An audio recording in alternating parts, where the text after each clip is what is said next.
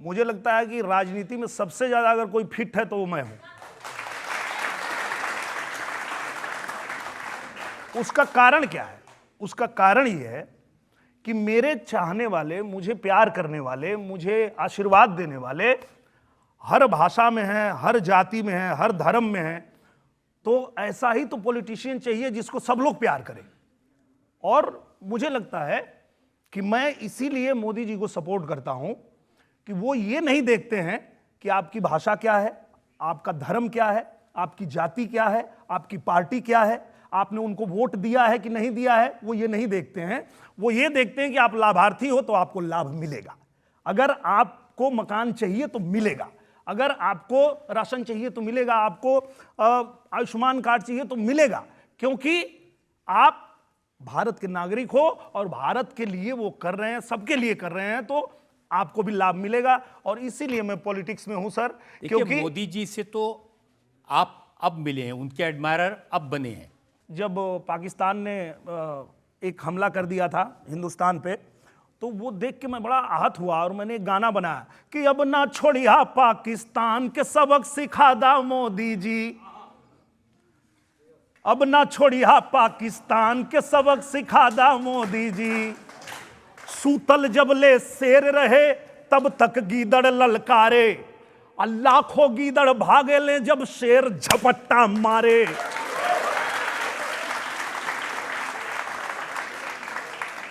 तो पाकिस्तान के अब वो करे औकात बता दा मोदी जी।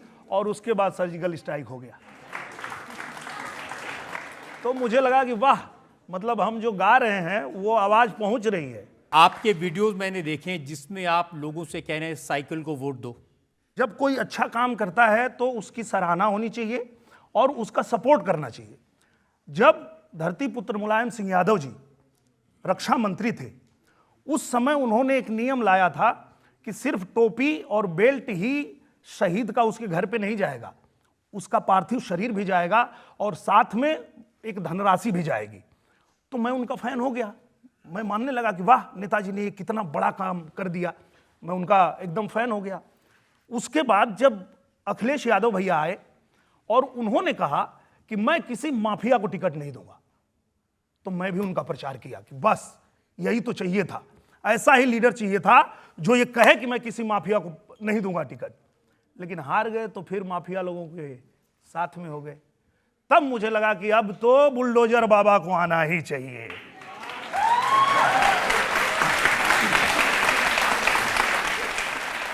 बुलडोजर के सीन तो मैंने आपकी फिल्मों में भी देखे हैं, लेकिन अब आपने बुलडोजर पर गाना लिखा है। हाँ, मैंने कहा ना कि मैं उस दिन फैन हुआ था अखिलेश भैया का, जब उन्होंने कहा था कि माफिया को टिकट नहीं दूंगा। लेकिन फिर जब वो देखे कि धड़ल्ले से सब माफिया लोगों को बढ़ावा देने लगे, सबको आगे बढ़ाने लगे, तो हम बोले अब तो बुलडोजर बाबा को लाना पड़ेगा और हमको गाना पड़ेगा।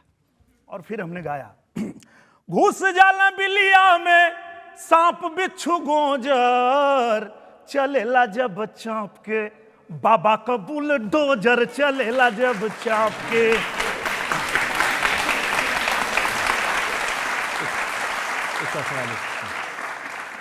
आपका एक गाना बहुत ज़्यादा पॉपुलर हुआ था, हिट हुआ था, योगी तो आएंगे, योगी जी तो आ गए हैं, तो एक बार आप अगर गाना गा देते तो मजा आ जाता। बिल्कुल बिल्कुल बिल्कुल।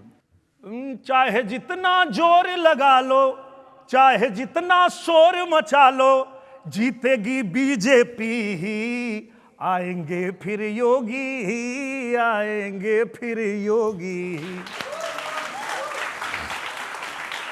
जनता है वो आपको पसंद करती है, एक फिल्म स्टार के तौर पे, एक भोजपुरी स्टार के तौर पे, सिंगर के तौर पे। वो काम छोड़ के अपना टाइम राजनीति में लगा रहे हैं। नहीं नहीं नहीं नहीं, मैं ऐसा नहीं करता हूं। मैं कैसा करता हूं आप लोगों को भी मैं बताता हूं। मैं आजमगढ़ में शूटिंग करता हूं और शूटिंग के दौरान जहां शूटिंग चल रही है वहीं कंप्यूटर लग जाता है, वहीं ऑफिस लग जाता है, और किसी का कोई काम है वहीं लेटर टाइप होता है, तुरंत मोदी जी को भेजना है तो मोदी जी को, योगी जी को भेजना है तो योगी जी। जहां जो काम है वहीं से हम लोग करते हैं। ऐसा नहीं है कि हम अपना काम छोड़ दिए हैं या जनता का काम छोड़ दिए हैं। उनका भी काम करते हैं, अपना भी काम करते हैं। अब चूंकि देखिए, जिस विचारधारा को हम सपोर्ट करने के लिए उतरे हैं, अगर हमको लगता है कि सपने नहीं सच में हकीकत बुनते हैं, इसीलिए तो सब मोदी को चुनते हैं। तो जो हर हिंदुस्तानी का सपना है कि मेरा देश विकसित राष्ट्र बने, और ये सपना पूरा करने के लिए अगर मोदी जी दिन रात एक कर दिए हैं, तो मुझे लगता है कि कुछ समय अगर हम लोगों को भी उसमें देना पड़े तो देना चाहिए, और हम जरूर देंगे। उनका मुझे दो सवाल ले सकते हैं।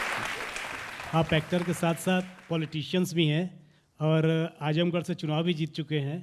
इस बार कुछ कमी रह गई थी, अगली बार के लिए क्या तैयारी है आपकी, ताकि ये जो कमियां हैं वो पूरी हो जाए? यही तैयारी है। देखिए, हम आपकी अदालत में आके बैठ गए हैं, इससे बड़ी तैयारी और क्या होगी। मतलब मुझे लगता है कि हिंदुस्तान के जितने भी दिग्गज सेलिब्रिटी होंगे, नेता होंगे, वो सभी लोग यहाँ बैठ चुके होंगे, और सर ने मुझे ये सौभाग्य दे दिया। अब मैं क्या करूँ, इससे बड़ा और मेरे लिए कुछ नहीं है।